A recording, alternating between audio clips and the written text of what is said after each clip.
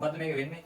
මේක වෙන්නේ අපි සතියට ඔයාලට MCQ 10ක් කතා කරනවා. හරි. කොහොමද ඒක කතා කරන්නේ? දැන් MCQ එක නිකන් කියලා උත්තරේ දෙන එක විතරක් නෙමෙයි මේක වෙන්නේ. හරි.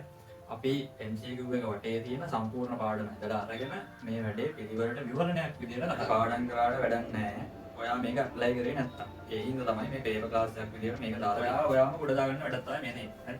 ඒ කියන්නේ ඔයාලට මොනවද තියෙනවා නම් මේක කරලා වැඩේ ගොඩ දාන්න. යා පේපරේ දුන්න ගමන් ඇඳගන්න මූල් ද්‍රව්‍ය 20 ඒවා එක එක කවි පාඩම් කරන්න යන්න එපා. මෙහෙම ලියාගන්න එකේ තියෙන වාසිය ඔයාලට දැනපෙන්නේ ආලෝක කිරණ සටහන් කරද්දී මේ අනිවාර්යෙන් ඊතල දාන්න ඕනේ.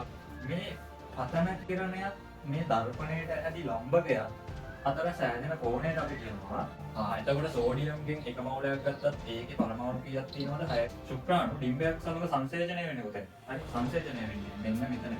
දැන් වේණුදාය ගැන මතක තියාගන්නවද? නෑ, එහෙම ගැන මතක තියාගන්න ඕනේ නෑ. හරි. එතකොට දැන් පේනවනේ මේ විදිහට අපි මුළු පාඩම හදලා අරගෙන මේ ප්‍රශ්නේ සාකච්ඡා කරනවා. ඉතින් ওই විදිහට තමයි වැඩේ වෙන්නේ.